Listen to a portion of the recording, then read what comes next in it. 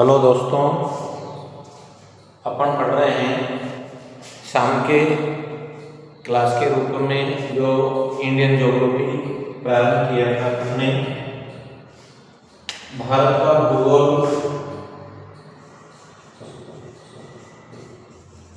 भारत का भूगोल जो कि राजस्थान के भूगोल के समान ही महत्व रखता है और आने वाले कंपटीशनों में राजस्थान का हो या इंडियन लेवल का हो, उसमें भारत का भूगोल बड़ा महत्व रखता है। रोजाना बताता हूँ। और इसमें जो शब्द आपको दिखाई नहीं देते हों तो स्पेस को बढ़ा करके और जूम करके इनको देख लिया करो। आवाज संबंधी जो समस्या आपके आती होगी, अब उसमें सुधार कर लिया है तो अच्छी तरह से समझते हुए पढ़ना है। कल भी अपन ने भारत का भूगोल के बारे में अध्ययन किया था। तो भारत के भूगोल में भारत की भौगोलिक स्थिति का अध्ययन किया है अपन ने सबसे पहले, और इसके बाद भारत के भौतिक प्रदेश पढ़ रहे हैं अपन। ये भारत के भौतिक प्रदेश, संपूर्ण भारत को 5 भौतिक प्रदेशों में बांट करके अपन ने अध्ययन किया है। और कल मानचित्र के द्वारा भी मैंने समझाया था, आज भी और बता देता हूँ।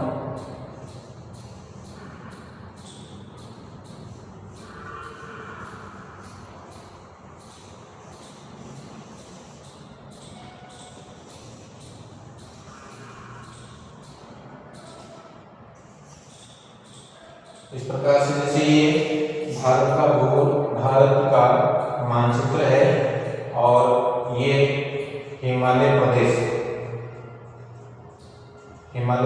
है। ये उत्तर का विशाल मैदान है जिसको गंगा ब्रह्मपुत्र मैदान के रूप में बताया मैंने। और ये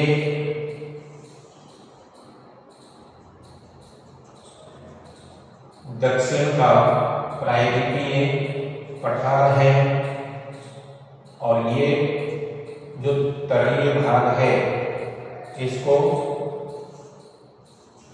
तटीय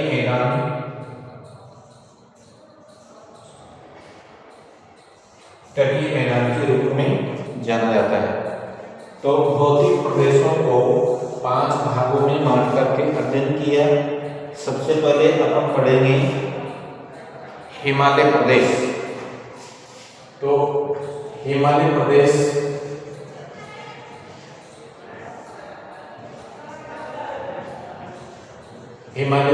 को अपन ने प्रारंभ किया था। हिमालय प्रदेश भारत के उत्तर में है और कहाँ से कहाँ तक इसका विस्तार है, कितने किलोमीटर में फैला हुआ है और इसकी और क्या क्या विशेषता है। तो 3 भागों में इस हिमालय प्रदेश को बांट करके अध्ययन करेंगे। ये 3 भागों में मैंने बांट दिया। पहला है महान हिमालय,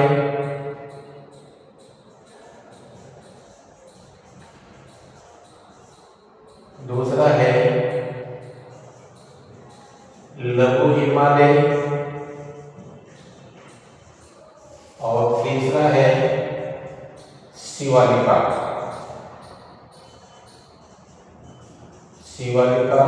हिमालय। ठीक है।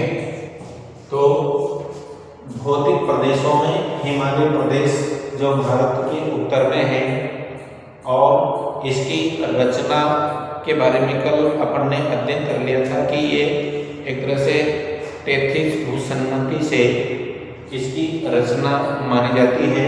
33 भूसन्नति को मैंने डायग्राम के माध्यम से समझा दिया था कि किस प्रकार से 33 भूसन्नति का विकास हुआ।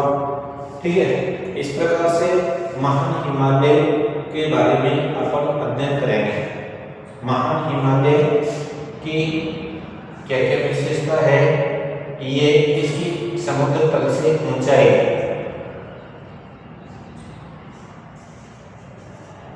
ऊंचाई कितनी है, समुद्र तल से 6000 मीटर से अधिक ऊंचाई वाली हिमालय पर्वत श्रेणियों को इस महान हिमालय प्रदेश में सम्मिलित किया गया है। ठीक है, इस हिमालय प्रदेश की और विशेषता क्या है कि यहाँ की पर्वत चोटियां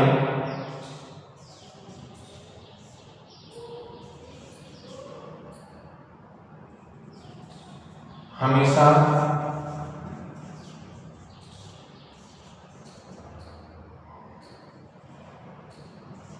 बर्फ में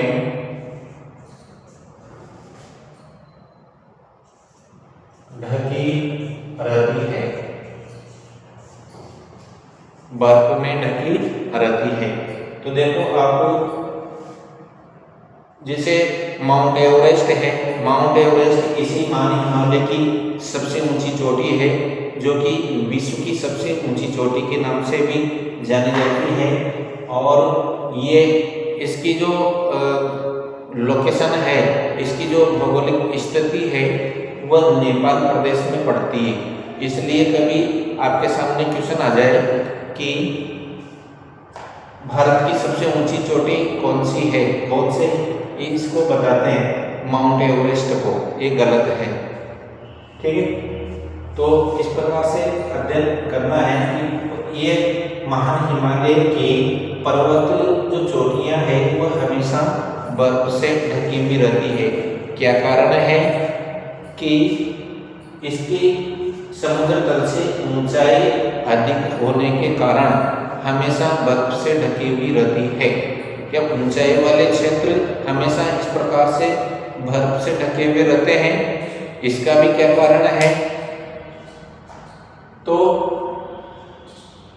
देखो, भौगोलिक नियम इस प्रकार का है कि समुद्र तल से ऊंचाई बढ़ने के साथ साथ में तापमान और वर्षा वितरण में कमी हो जाती है।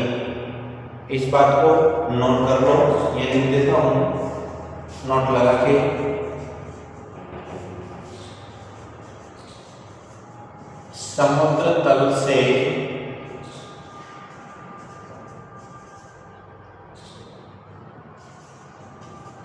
ऊंचाई बढ़ने के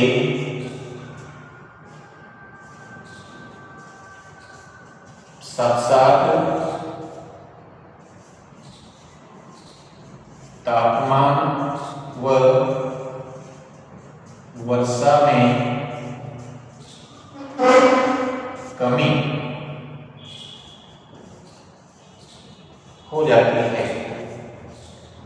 ये भौगोलिक नियम है कि ऊंचाई बढ़ने के साथ साथ तापमान में कमी होने के कारण 6000 मीटर की ऊंचाई तक और उससे अधिक ऊंचाई तक जाते जाते तापमान इतना कम हो जाता है कि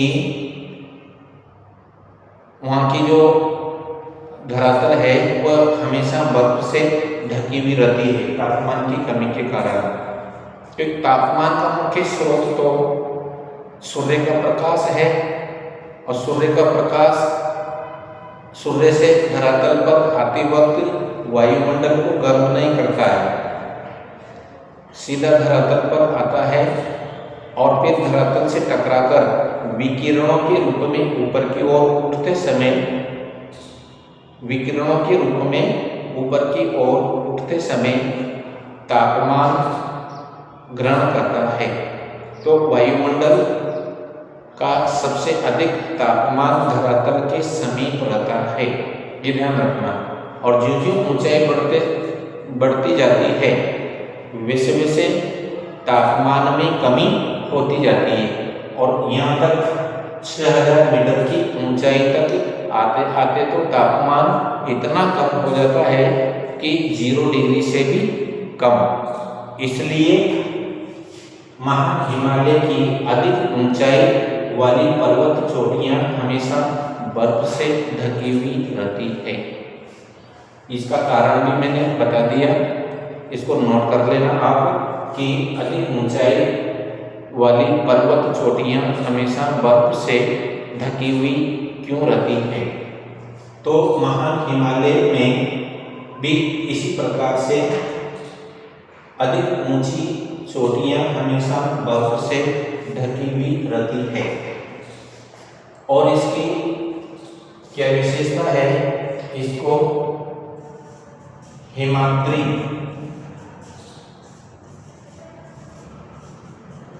के नाम से भी जाना जाता है। हिमाद्री के नाम से भी जाना जाता है। इस महान हिमालय का जो विस्तार है वह सामान्य रूप से सिंध नदी से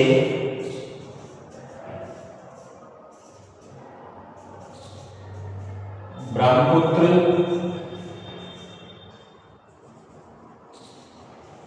नदी तक है। किसमें? भारत में। भारत में इस महान हिमालय का जो विस्तार है वह सिंध नदी से ब्रह्मपुत्र नदी तक इसका विस्तार है। अब देखो आप इसकी पर्वत चोटियां कौन कौन सी है। महान हिमालय की पर्वत चोटियां यहाँ लिख देता हूं।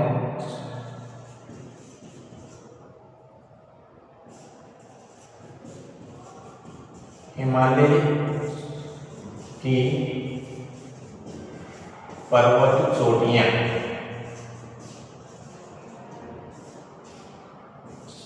इस प्रकार से क्वेश्चन बन करके आ जाता है कि महान हिमालय की पर्वत चोटियों को आरोही या अवरोही क्रम में जमाइए। तो क्रम से मैं लिख देता हूं।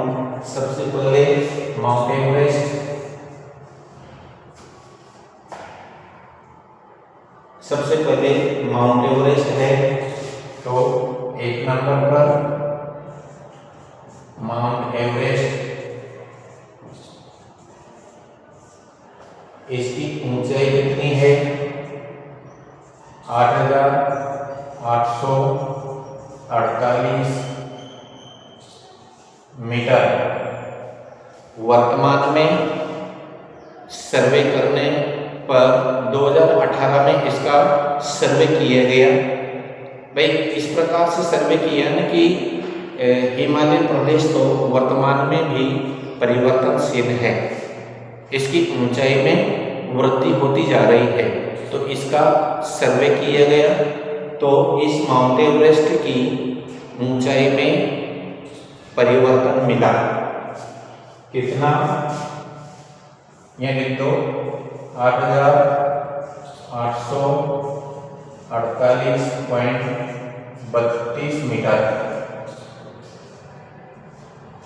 0.32 मीटर की ऊंचाई का अंतर मिला है। ठीक है। तो इसके बाद दूसरे पर्वत चोटी है K2।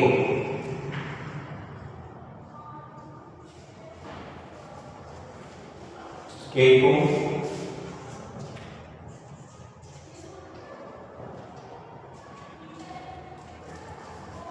इसको गॉडविन ऑस्टिन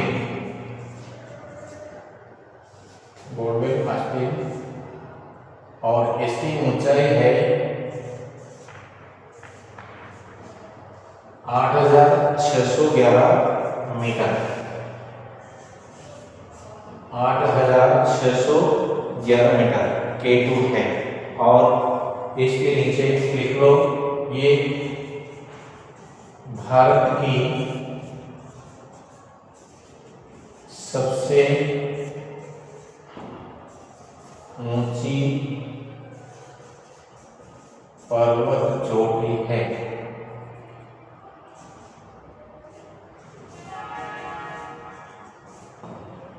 भारत की सबसे ऊंची चोटी है। दूसरे नंबर पर K2, जिसको गोल्डन आस्तीन भी बोलते हैं, और इसकी समुद्र तल से ऊंचाई 8611 मीटर है। तीसरे स्थान पर ऊंची चोटी है कंचनजंगा। कंचनजंगा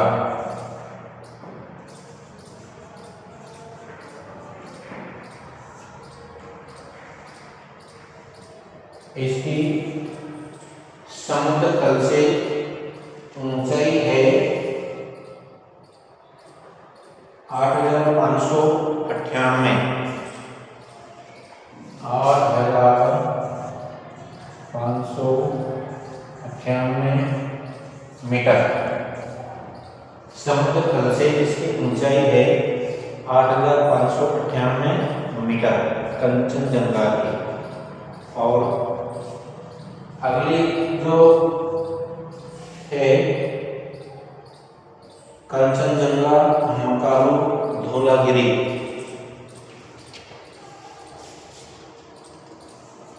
मकालू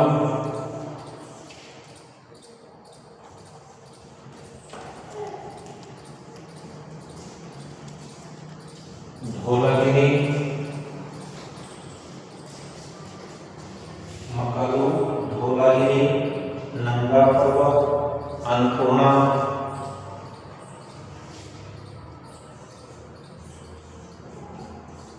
नंगा पर्वत,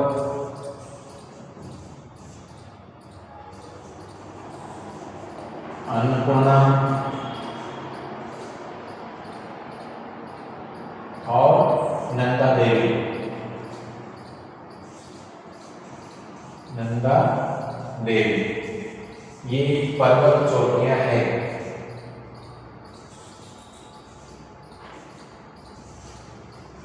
तो महान हिमालय की सबसे ऊंची चोटियां इस प्रकार है। 8 पर्वत चोटियां हैं और इनकी जो समुद्र तल से ऊंचाई है वह क्रमवार इसी प्रकार से है, अधिक से कम की ओर। सबसे ऊंची चोटी माउंट एवरेस्ट, दूसरी K2 गोल्डन आस्तीन जो भारत की सबसे ऊंची चोटी है, कंचनजंगा, मकालू धौलागिरी, नंगा पर्वत, अन्नपूर्णा और नंदा देवी। मकालू की समुद्र तल से ऊंचाई देखो आप, मकालू की सबसे ऊंची समुद्र तल से ऊंचाई कितनी है? 8481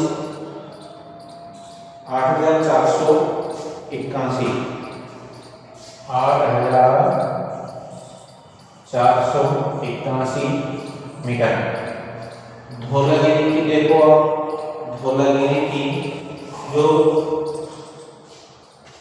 ऊंचाई है 8172 मीटर।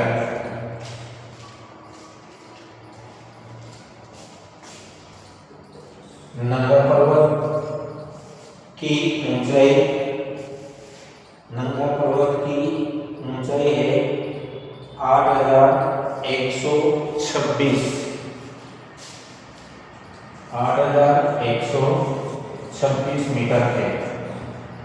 और अन्नपूर्णा की है 8078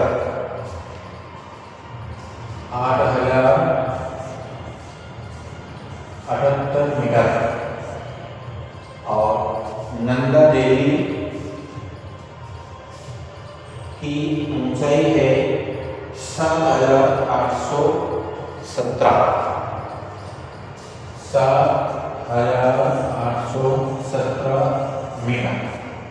ठीक है, इस प्रकार से ये महा हिमालय की पर्वत चोटियां हैं जो समुद्र तल से सबसे अधिक ऊंचाई वाली पर्वत चोटियां हैं, और इनके बारे में भी क्वेश्चन किस प्रकार से बन करके आता है, इन सबको अपन एक एक करके क्वेश्चनों को हल करेंगे, बराबर बने रहिए।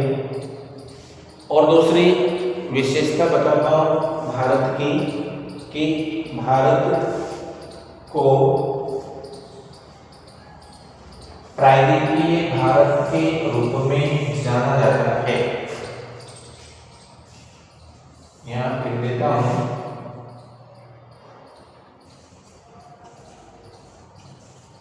प्रायद्वीपीय भारत। क्या कारण है? तीनों ओर से जल से घिरा हुआ वह भूभाग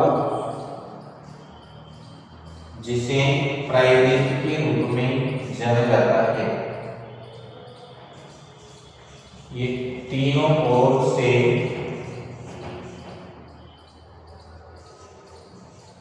जल से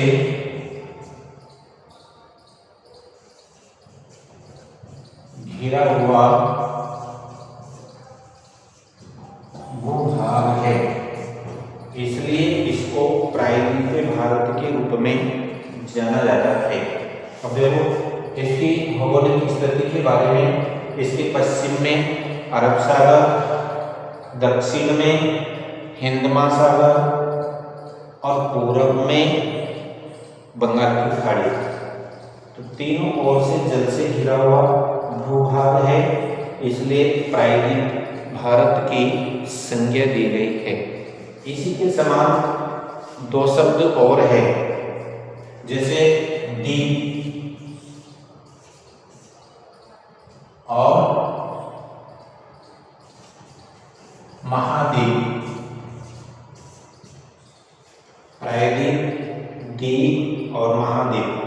प्रायद्वीप को तो समझ लिया अपन ने कि तीनों ओर से जल से घिरा हुआ जो भूभाग है उसको कहा जाता है द्वीप, जो कि चारों ओर से जल से घिरा हुआ टापू के समान जो भूभाग है, चारों ओर से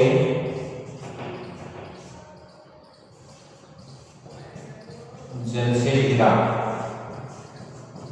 भाग द्वीप कहलाता है। और महाद्वीप जो विस्तृत भूभाग है, विस्तृत भूभाग, विस्तृत भूभाग जिसमें विभिन्न देशों की भूमि सम्मिलित है, ऐसे विस्तृत भूभाग को महाद्वीप के रूप में जाना जाता है। ठीक है, प्रायद्वीपीय, द्वीपीय और महाद्वीपीय, इस प्रकार की भी जानकारी रखना जरूरी है। तो प्रायद्वीपीय भारत एक तरह से तीनों ओर से जल से घिरी हुई भूमि है। इस प्रकार से अपन ने मान हिमालय प्रदेश की मान हिमालय प्रदेश में जो विशेषताएं और इसमें पाए जाने वाली समुद्र तल से ऊंची चोटियों के बारे में अध्ययन किया और इनको क्रम से समुद्र तल से याद कर लिया।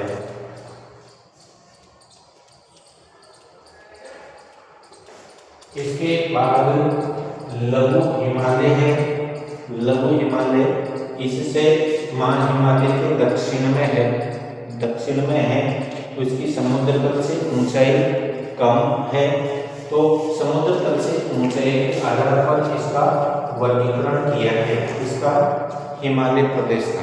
ठीक है, तो लघु हिमालय और शिवालिका, हिमालय का जो ऊंचाई है वह मान हिमालय से कम है, इसलिए इनको अलग भागों में बांट करके अध्ययन किया है। ठीक है, तो कल अपन अगली क्लास में लघु हिमालय के बारे में अध्ययन करेंगे। इसकी रचना किस प्रकार से हुई है, इसमें कौन कौन सी पर्वत चोटियां हैं, उनकी ऊंचाई कितनी है और क्वेश्चन किस प्रकार से बनता है। तो इस प्रकार से अध्ययन करते रहना है। छोटी वीडियो है और उससे एक टॉपिक क्लियर हो जाता है। इन चीज़ों को एक साथ अध्ययन करके, समझ करके, नोट करके और याद करना, ये सबसे बड़ी चीज़ है। छोटे छोटे टॉपिकों से एक बड़ा विस्तार से अपना को एक कंप्लीट ये भारत का एक टॉपिक तैयार हो जाएगा। छोटे छोटे टॉपिक ही पढ़ना चाहिए। विस्तार से एक साथ पढ़ने पर अपने पास ये पीछे वाली चीज़ों को भूल जाते हैं। तो इनको रिपीट करके और क्रम से इनको याद कर लेना। समुद्र तल से कम से अधिक की ओर और अधिक से कम की ओर, इस प्रकार से क्रम याद करना। और फिर क्वेश्चन किस तरीके से बन करके आता है मैं उसको अच्छी तरह से समझाऊंगा। ठीक है, धन्यवाद।